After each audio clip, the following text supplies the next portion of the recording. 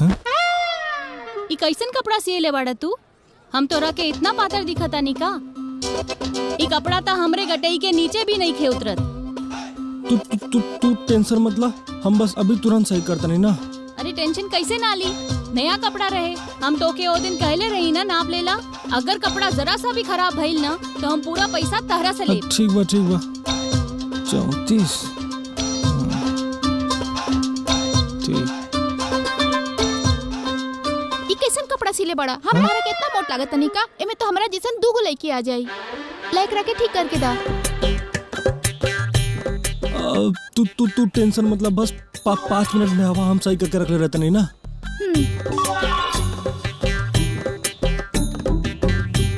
यानी मोटकी के पतरकी के सियागल, पतरकी के मोटकी के सियागल। इस समस्या के समाधान कैसे हुई?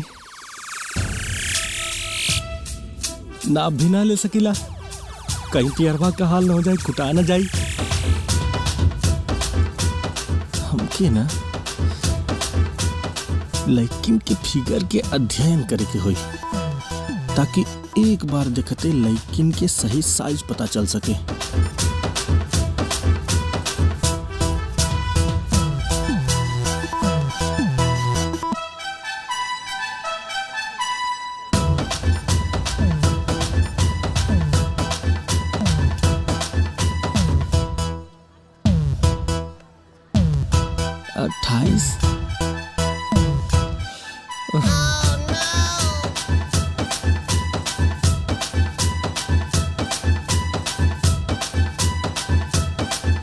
चौबीस 26 26 24 26 26 24 26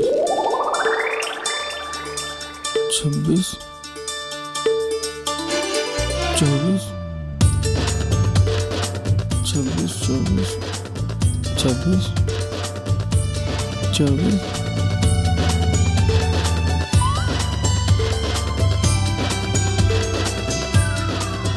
एक गिरधारी एक दुकनिया देखिए आवती चाय के, ठीक है ना? ए जनार्दन एक चाय दे यार। जी भैया। कुछ समझे में नहीं क्या आवत। ला भैया।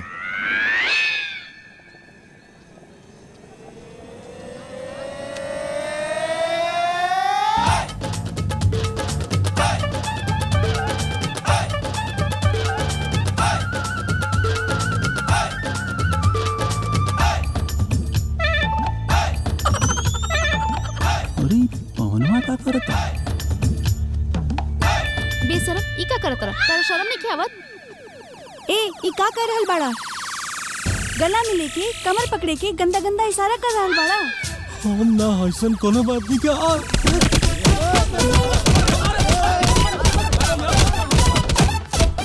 इनकरो भी पियारे जैसन हाल हो गेल बा। एके भी ओकरे नियन मार्केट से निकाले के पड़ी। सही, एकरो के भी निकाले के पड़ी। सुधर जा, जैसन गुरु वैसन चेला।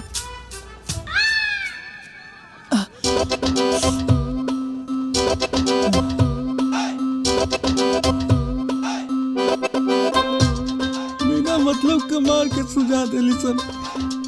अब तो लड़की सन के देखल भी गुनाह बा।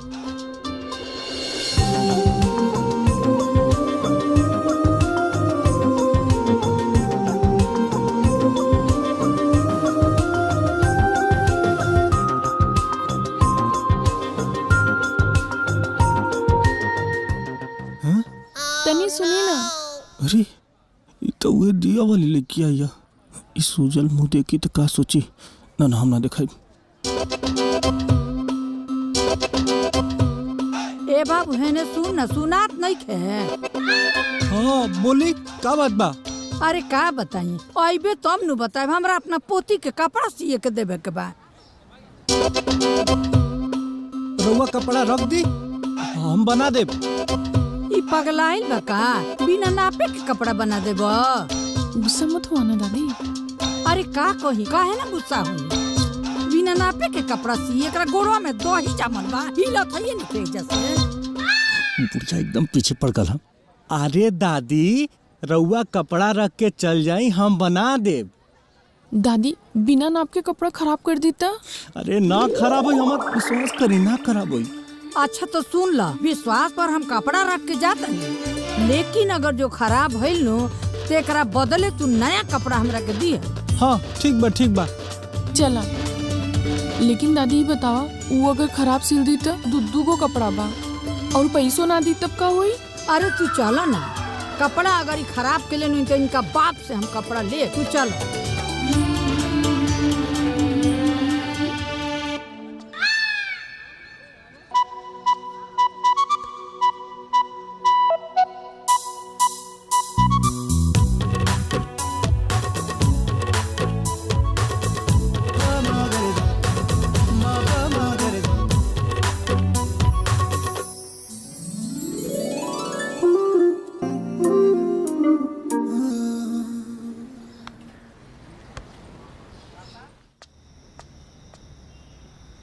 हे माता रानी, कैसे अंदाजा लगा कि ड्रेस तो हम सी देनी, बस ये खुशी की एक बार फिट हो जाए, इतनी कृपा करी। हा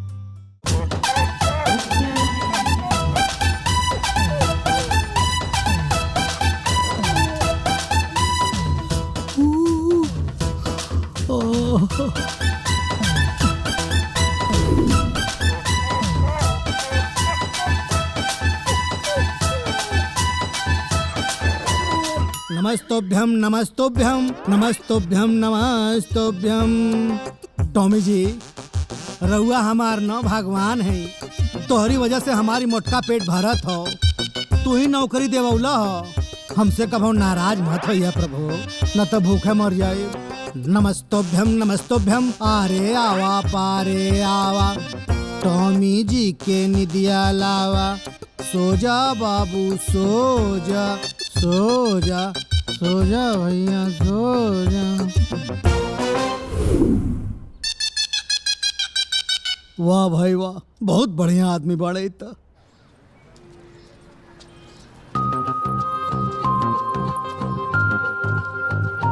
हमार कपड़ा सिला गेल होखे तो दे दा। अरे खुशी, आज अकेले आइल बड़ू? हाँ, वो दादी के घर में काम रहे ना, ऐसे दादी ना आ पाऊनी। अच्छा तो रुका, हम कपड़ा लेके आवा तनी।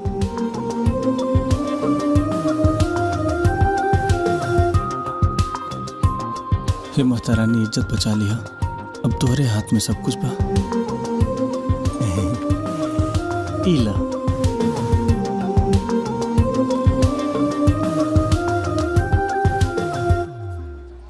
पता ना कैसन सिल्ले होखबो तू। आई अपन पैसा लेला, हमके पैसा ना चाही। काहे? तू पैसा काहे ना लेबा? नहीं जान सके पैसा लेला। का बोल रहा तू? अरे हमार मतलब, ओ दिन जब हम दिया लेवे गइल रहनी तो तू हमसे पैसा ना ले ले रहलू, त कपड़ा सिलाई हमहू पैसा ना ले। अरे वाह, हमरा के अगर पता होई तो हम तो तोरा के 2-4 गो दिया और दे देती, ताकि 2-4 बार कपड़ा और फ्री में सिलवा लेती। बाकी कहीं ऐसा तो ना कि तू जुर्माना से बचे खातिर पैसा ना लेते हुआ? अरे ना हो, तू ले जाके ट्राई तो करा। लूटे हमरा दिल के चयन मारे, लूटे हमरा दिल के चयन मारे। कपड़ा तो बहुत फिटिंग के सी देले बाड़न।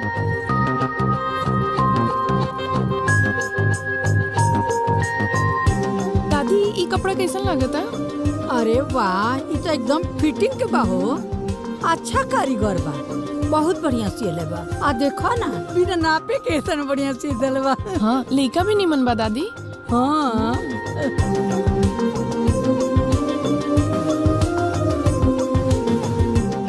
अरे आप कहाँ जाए लगलू हो? दूसरे कपड़ा सिले देवे जाता नहीं। अरे जा, एकदम ही लड़की पगला गई बिया।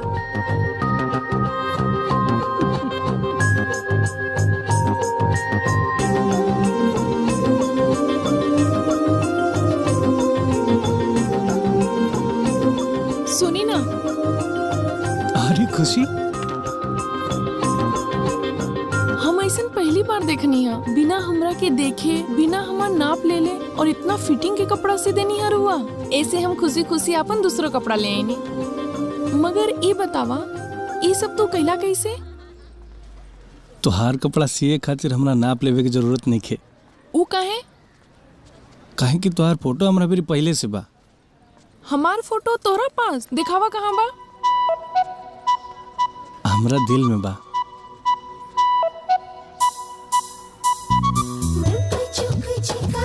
लूटे हमरा दिल के चयन मारे माबा मगरदा माबा मगरदा लूटे हमरा दिल के चयन मारे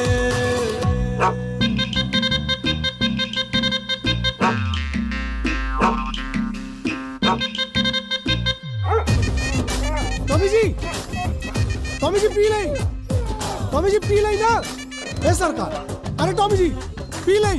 अरे साला कुत्ता थका देला सो।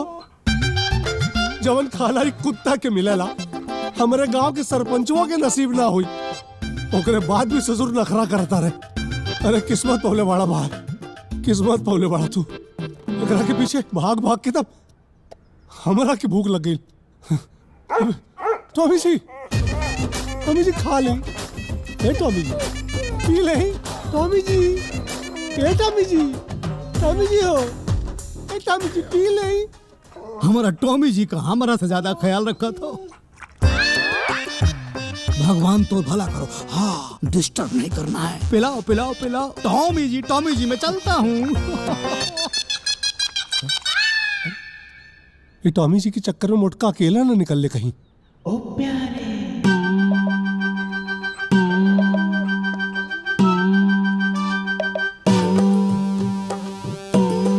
चलो भाई गाड़ी निकालो, बॉडीगार्ड। भाई टॉमी भाई। हाँ बोलो भाई। आप हम क्यों टॉमी जी के छोड़ के जात रही यही से आवाज देनी है। वो तो हम तुहार और टॉमी जी के प्यार मोहब्बत देख के थोड़ा सोचनी कि का डिस्टर्ब करी, इन्हें तो छोड़ के चले आई नहीं। हाँ? टॉमी जी दूध पी ले। हाँ? तोहरे मुंह पे दूध काहे लागल हो? टॉमी जी का दूध तू पी गया? दूध ना कहीं एकरा के, प्रसाद कहीं।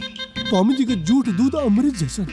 सोचनी तनी अमृत के स्वाद हमहू ले ली, गलती हो गई। वाह क्या बात है, क्या बात। माने हम सोचत रहनी कि टॉमी जी के हमारा से ज्यादा मोहब्बत क्यों ना कर सकेला, लेकिन तू तो बहुत मोहब्बत करेला।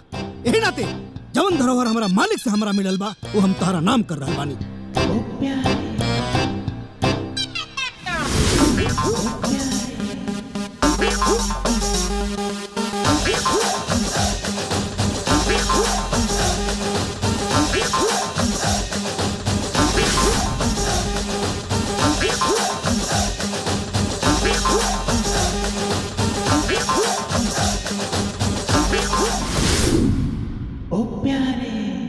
आज के बाद तुम्हारा नाम टॉमी है। टॉमी तो कुत्ता। Shut up! ये टॉमी जी हैं, मैं टॉमी भाई हूँ और तुम टॉमी। ओके? कुछ ऐसा करो अपने जीवन में कि तुम्हारे नाम के आगे टॉमी जी लिखा जाए। ओके? इतना ही नहीं, आज के बाद तुम्हारी सैलरी 2000 की जगह 4000 कर रहा बानी। ओके? आप जैसन मालिक भगवान सबके थे। थैंक यू, आ जाओ। चलिए। टॉमी जी आइए बैठिए। बहुत प्यारा बाड़े, आप बैठिए आराम से। अरे मटका फिर हमार कमर तोड़ी, घुस गल बा भीतर। तो लोगन चलबा का? यस सर। यस सर। बैठा।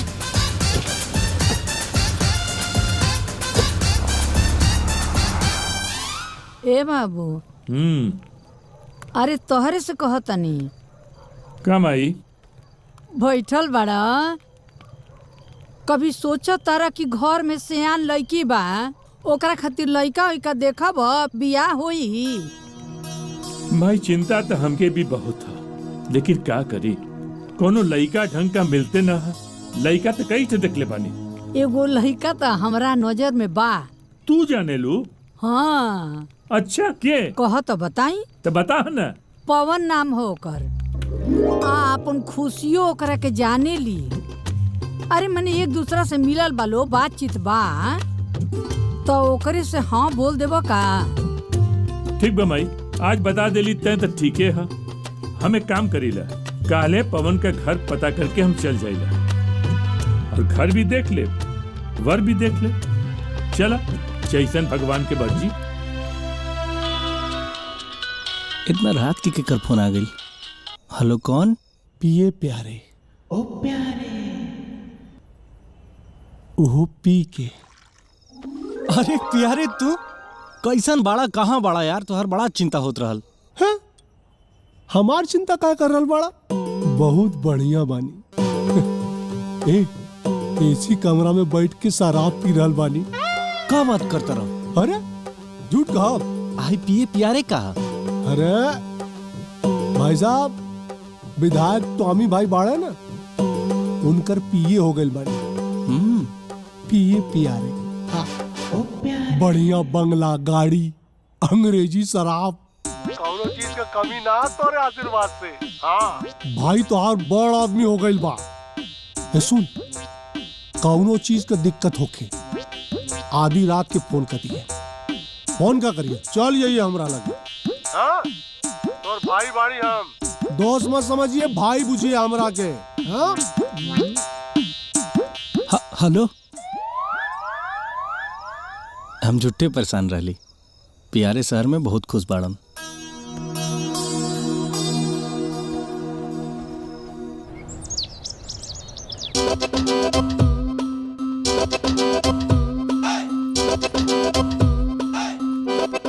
काम आई ये सब बारे के लोग हैं? अरे बेटा, तहरा रिश्ता खातिर लड़की वाला आइल बाड़े। हमार रिश्ता? हाँ हाँ, तोहार रिश्ता। आई लड़की तोहार बाबूजी के बहुत पसंद बिया। लेकिन माई हमरा भी ब्याह नहीं के करे के। अरे बेटा, एक बार फोटो तो देख ला लड़की। हमको आज नहीं ब्याह नहीं के करे के तो का फोटो देखी हम? तो ठीक बाटे, ई फोटो रख देता नी, मन करी तो देख लिया। ठीक बा?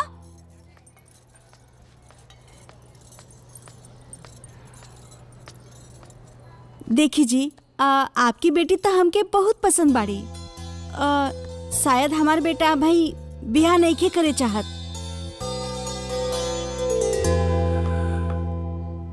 कोनो बात नहीं बहन जी, शादी ब्याह तो किस्मत का खेल होला। शायद हमरे बिटिया के किस्मत में ई घर नहीं खे।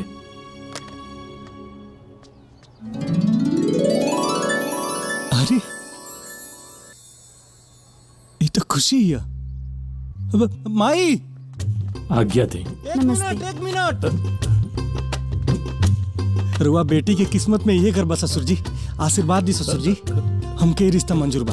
बेटी बेटी चाय पानी पी। अरे बेटा, ये रिश्ता तो हमनी के पहले से ही मंजूर रहे। तो पंडित जी देर काहे करतानी? जल्दी से बिहार के शुभ घड़ी बताई। आज से 3 महीना बाद 3 तारीख के शुभ मुहूर्त बा। अच्छा समधी जी, अब रउआ जाई और शादी की तैयारी करी। जी बहुत अच्छा। अभी हम जाके खुशी के और खुशी के दादी के ही बधाई लग। अब बहुत बहुत धन्यवाद। चलते हैं, प्रणाम। प्रणाम। खुश रह।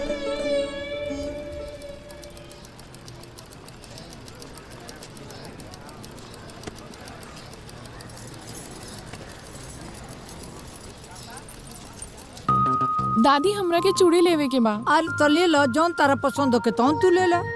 अरे बचवा, ऊ वाला? तनी हमारा पोती के बढ़िया बढ़िया चूड़ी पहनाऊ तो।